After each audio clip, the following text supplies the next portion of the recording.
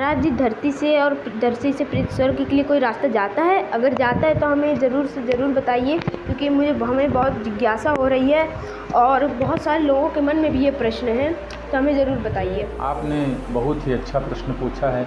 इस उम्र में ऐसे मन में प्रश्न आना भगवत संबंधी, भगवत चर्चा करने के लिए बहुत ही उत्तम प्रश्न है। और यह बात कितनी सच है कि इस धरती से, इस पृथ्वी से स्वर्ग की ओर रास्ता जाता है कि नहीं, हम आपको ये तो बतलाएंगे ही।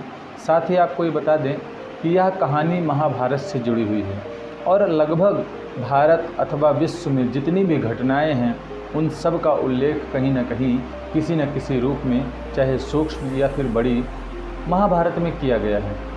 अगर कोई महाभारत पढ़ ले या फिर महाभारत सुन ले, उसका ज्ञान ले, तो बहुत सारे प्रश्नों का निराकरण हो जाएगा, उत्तर मिल जाएगा। आपने बड़ा ही सुंदर यह प्रश्न पूछा है। वास्तव में इस संसार के बहुत से लोगों के मन में यह इच्छा होती है जानने की कि क्या ऐसा हो सकता है कि पृथ्वी से स्वर्ग की ओर रास्ता जुड़ता हो। तो आपको बताएं, बिल्कुल ऐसा है। और इस बात का प्रमाण वेद हैं, पुराण हैं, इतिहास हैं। हमने जैसा अभी कहा कि महाभारत में इसका उल्लेख है, श्रीमद् भागवत महापुराण में भी इसका उल्लेख है, अनन्यान कई सारे ग्रंथों में इनका उल्लेख है। ये बात उस समय की है जिस समय भगवान कृष्ण इस धराधाम को छोड़ करके गोलोक धाम वासी हो गए, चले गए।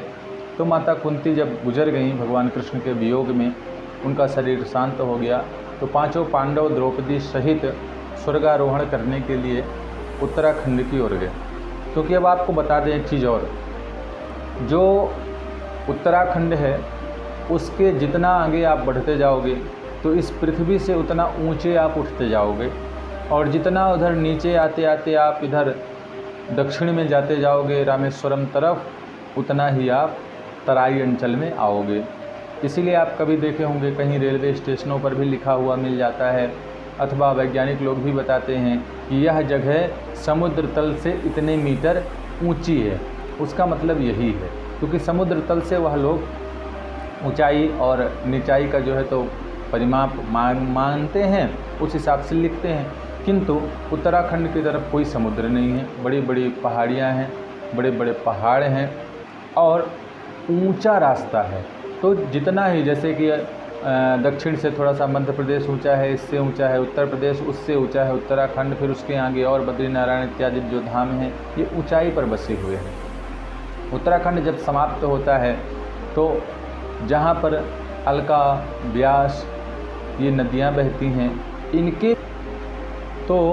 इन नदियों के आगे जब आप जाएंगे तो एक ऊंचा सा रास्ता मिलेगा। अब वहाँ पर समस्या यह होती है, जैसे हम सोचे कि हम भी पहुँच सकते हैं अथवा कोई भी पहुँच सकता है, तो यह असंभव है। असंभव इसलिए है क्योंकि वहाँ पर ऑक्सीजन लेवल इतना कम हो जाता है कि व्यक्ति का जीना ही मुश्किल है।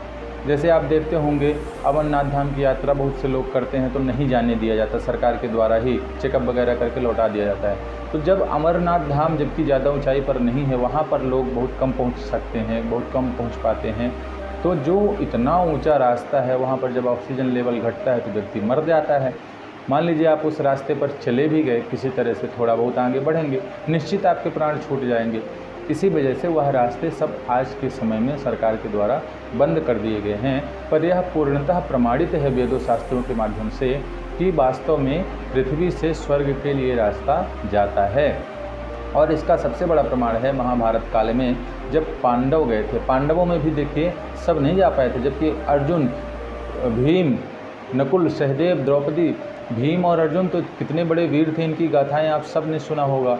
नकुल भी बहुत ही विद्वान थे और सहदेव भी बहुत बड़े जानकार थे।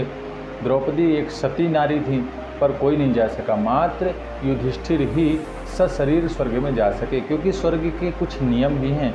मानव अथवा कोई भी पृथ्वी का प्राणी सशरीर स्वर्ग नहीं जा सकता। तो यह बात पूर्णतः प्रमाणित है। अब ये हमारे आस्था और विश्वास का विषय है कि हम इसको मानेंगे या नहीं मानेंगे, क्योंकि जो नहीं मानेगा उसके लिए तो कुछ भी नहीं है, और जो मानेगा उसके लिए बहुत कुछ है।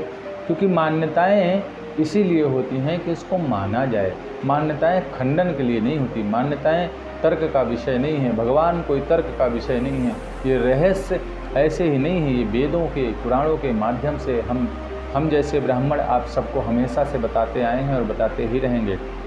तो मैं आप सबसे निवेदन करूंगा, जो हमारे इस वीडियो को देख रहे हैं, जो हमारे चैनल पर नए हैं, वो हमारे चैनल को सब्सक्राइब अवश्य कर लें, और जो पहले से सब्सक्राइब किए हुए हैं तो हमारे वीडियो को लाइक करें और कमेंट बॉक्स में जय श्री राम जय श्री कृष्णा लिखें। साथ ही यह जानकारी आपको कैसी लगी और अगला वीडियो आपको किस विषय पर चाहिए, इस पर भी अवश्य आप सब लोग टाइप कर दिया करें, लिख दिया करें। तो उस हिसाब से हम आपको ऐसी सुंदर सुंदर जानकारियाँ वीडियो के माध्यम से देते रहेंगे। जय श्री कृष्णा, जय श्री राधे, धन्यवाद।